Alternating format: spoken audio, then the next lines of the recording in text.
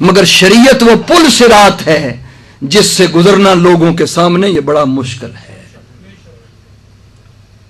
सुल्तानुल आरिफीन सुल्तान बाहू रहमतुल्लाह अलैह फरमाते हैं, औखी राह शरीयत वाली वांग, औखी राह शरीयत वाली जो लंघिया सो चोरी हूं, सौखी राह तरीकत वाली वांग बूए विच मोरी हूं। अपने आप को दबा लो, गिरा लो, बारीक नाजुक करके मोरी सुराख से गुजर जाओ, लेकिन शरीयत ये दरवाजा है, बुआ है, यहां गुजरना बहुत मुश्किल है। मगर आपको देखा कि इस नजाकत के दौर में भी अगर किसी इलाके में किसी ने शरीयत की नामूस पे कोई तनकीद या हमला किया तो पीर नसीरुद्दीन नसीर रहमतुल्लाह अलैह खड़े हो गए, उसका जवाब दिया। छोटा मोटा जवाब नहीं दिया, यह दलील है आपके जवाब की। अगर किसी ने अहले बैत पे हमला किया, पूरा उस पे आर्टिकल लिखा। अगर किसी ने सैयदा आयशा सिद्दीका पे बात कर दी तो नसीरुद्दीन नसीर गोलवी गर्म हो गए। अगर किसी ने गौसे पाक के नसब पे बात कर दी तो नसीरुद्दीन नसीर सरकार का कलम हरकत में आ गया। ये सारे मकालात हैं जो नामो नसब के नाम से छपे हैं और 1000 सफ़े से ज्यादा की किताब, इतनी बड़ी किताब में वो सारे मकाले हैं। एक एक का मुदल्लल शरीयत के मुताबिक जवाब है कि कोई शरीयत के किसी पहलू पे तनकीद करके नसीरुद्दीन से बच के कहां जाएगा, उसका जवाब दिया है। इतने इसके अंदर मजबूत हवाले हैं कि एक हमारे लिए यह हवाले की किताब बन गई है। इसी तरह और इमाम आजम रहमतुल्लाह अलैह पे किसी ने बात की तो इमाम आजम का तर्द इस्तिदलाल पूरी किताब लिख दी उस पर। इसी तरह दीगर मौज़ूआत पर जब भी किसी ने बात की तो उन्होंने उसका बाकायदा जवाब दिया, और ये आम सज्जादा नशीनान नहीं करते। मैं इसलिए ये पेश कर रहा हूं कि वो आम नहीं थे, आमों के अंदर से खास थे। उनकी सीरत का ये पूरा पहलू है जिस पे हमारे पास 20 किताबें उनके हाथ की लिखी हुई मौजूद है। ये मुहाफ़िज़े मुजाहिदे नामूसे दीन थे कि जिन्होंने शरीयत की बाकायदा पासबानी का काम भी कभी भूला नहीं है। क्यों? आखिर औलाद किसकी है? अगर कोई मिर्जा गुलाम कादियानी जैसा लोग शरीयत के नामूस पर, नामूसे रिसालत पर दाग लगाना चाहे तो हुजूर सल्लल्लाहु अलैहि वसल्लम की नजर पाकिस्तान में शाह गोरडा पे पड़ती है।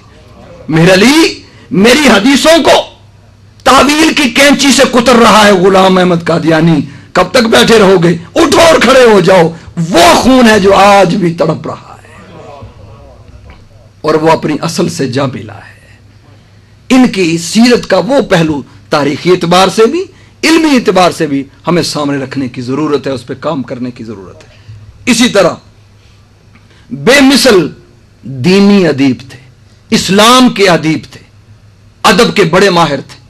उम्र गुजारी है। मैंने एक दिन पूछ लिया, आप तशरीफ लाए भाई सईद के घर थे, कि हुजूर आपने शायरी में कहां कहां असातिज़ा के पीछे गए?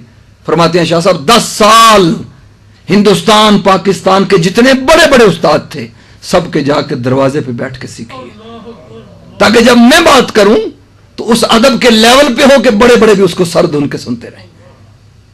इतना पीछे असातिज़ा के भागे हैं। साहबजादों और मशाइख के पास इतना वक्त नहीं होता, मगर इस खानकाही निजाम के अंदर रहकर अदब की खिदमत कर गए हैं। ऐसे प्यारे नमूने छोड़ के गए हैं।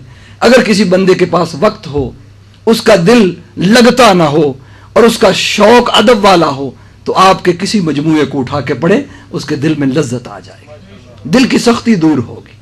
ऐसे प्यारे अदीब थे, मगर आम अदीब नहीं थे जो मैंने मौजू बांधा है, इस्लामी अदीब थे, दीनी अदीब थे।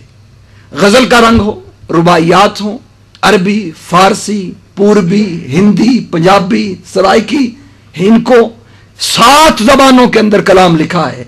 जहां जिस वक्त भी लिखा है हो गजल, मगर गजल को घुमा फिरा के मदीने के दरवाजे पे ले जाते हैं।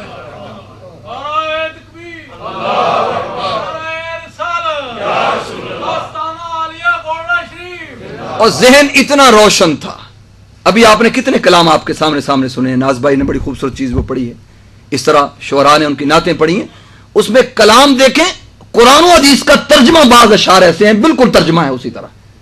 यानी इतने रोशन जहन दीनी अदीब है, बाकायदा शरीयत के म्यार को और अदब को कहीं गिरने नहीं देते, ऐसे अदीब हैं।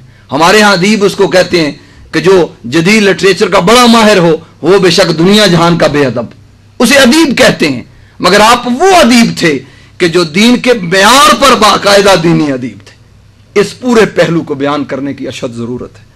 इसी तरह आपका अगर मैं कह दूं कि आप मुजाहिद मिल्लत भी थे, तो इसमें ज़र्रा बराबर भी कमी नहीं होगी।